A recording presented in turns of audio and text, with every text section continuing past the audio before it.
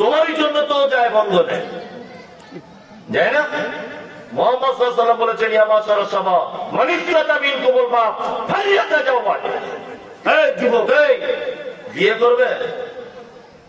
তোমার ক্ষমতা থাকলে বিয়ে করো। ক্ষমতা মানে ইমাম নববী ব্যাখ্যা করতে গিয়ে বলেছেন, যুবক তোমার যৌবনের মানে ক্ষমতা থাকতে হবে। 2, ইনকামের রাস্তা ভালো থাকতে হবে। 3, ভালো একটা বাড়ি থাকতে হবে। 4, তোমার কথা অনুযায়ী তোমার বউ চলবে, এই ক্ষমতা থাকতে হবে। পয়সা করে কিছু নাই, বিয়ে করে বসে আছে।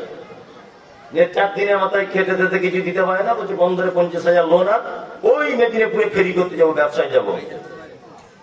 কি বলছি বুঝতে পারছেন না? আর ও দেখছে আমার আব্বা গরিব মানুষ, সংসার টেকাতে হবে, আব্বা মা দিতে পারছে না, ও বাধ্য হয়ে ভ্যানিটি ব্যাগ কাঁধে নিয়ে ওই বন্ধনের স্যারেদের পিছনে পিছনে ঘুরছে।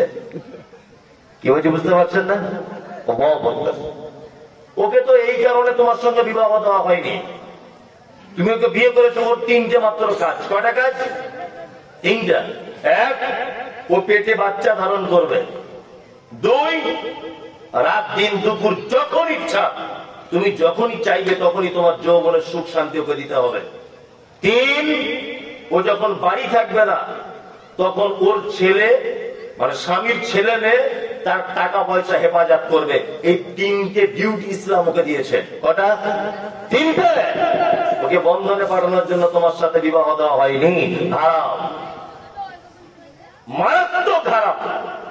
চলুন আর একটু আগিয়ে চলে যায়। আল্লাহ নবী সাল্লাল্লাহু আলাইহি ওয়াসাল্লাম বলছেন, এই লোকটাকে দেখার পরে আরেকটু আগে গেলাম, গিয়ে দেখছি একটা লোকের লোহার আকুশি দিয়ে 2 চাবালির ভিতরে এইরকম ঢুকিয়ে মুখটাকে ফেলে দেওয়া হচ্ছে। 2, তার হাতের নখগুলোকে দেখলাম তামা দিয়ে তৈরি করা বড় বড়, এই নখ দিয়ে সে তার গায়ের বুকের চামড়া ছাড়িয়ে ফেলছে। জিবরিলকে বললাম, লোকটা কে? বলছে, এই লোকটা ওই লোক যে পরনিন্দার গীবত করত, চকল খড়ি করে করে বেড়াতো। সমাজে কিছু লোক আছে না, রিপোর্টার, সারাদিন কাজে না, শুধু এরও রিপোর্ট নিয়ে নিয়ে বেড়ায়, গোয়েন্দাগিরি করে। করে না? করে কি করে না? করে। ওর কোনো কাজে নেই। এই গ্রামের মেন সেন্টারে রাস্তায় বসে থাকবে আর শুধু বলবে, ওর বউ কোথায় যাচ্ছে বল দেখি, ও কি করে যাচ্ছে বলতো, প্রতিদিন বাজার করতে যায়, পয়সা পায় কোথায়, ওর এইসব কাজ। এরকম লোক আছে না? নেই? প্রত্যেক গ্রামে এরকম শ্রেণীর লোক আছে। আল্লাহ তাআলা নবীকে বলছেন, নবী কখনোই নয়, আপনি এদের সঙ্গে কোন সম্পর্ক রাখবেন না যারা মিথ্যা কথা বলে এবং যারা পরনিন্দা করে। আল্লাহ তাআলা তারপর আবার বলছেন, মান্নাইল লিল খায়রি মুতাদিন আসিম। নবী যারা ভালো কাজ করার ব্যাপারে বাধা প্রদান করে, আপনি তাদের সঙ্গে সম্পর্ক রাখবেন না। দেখবেন সমাজের এক শ্রেণীর মানুষ আছে যারা প্রত্যেক ভালো কাজের পিছনে তারা গিয়ে বেড় লাগিয়ে দিবে। আছে না? নেই? প্রত্যেক ভালো কাজ, একটা জলসা হবে, সেখানে দেখবেন আস্তে আস্তে করে পাটিবাজি শুরু করে দিবে। মাদ্রাসা হবে, সেখানে গিয়ে দেখবেন কিছু লোক দিয়ে আলাদা দল করবে। মসজিদ হবে, দেখবেন কিছু লোক নিয়ে আলাদা দল করবে। এরকম লোক আছে না? নেই? আল্লাহ তাআলা পবিত্র আল কোরআনে বলছেন, মান্নাইল লিল খায়রি মুতাদিন আসিম। নবী যারা ভালো কাজ বাধা প্রদান করে, আপনি তাদের সঙ্গে কোনো সম্পর্ক রাখবেন না। আল্লাহ তাআলা আবার বলছেন, উতুল্লিম বাদা যালিকা জানিম। যাদের কণ্ঠস্বর কর্কশ, মুখের যাদের ভাষা খারাপ,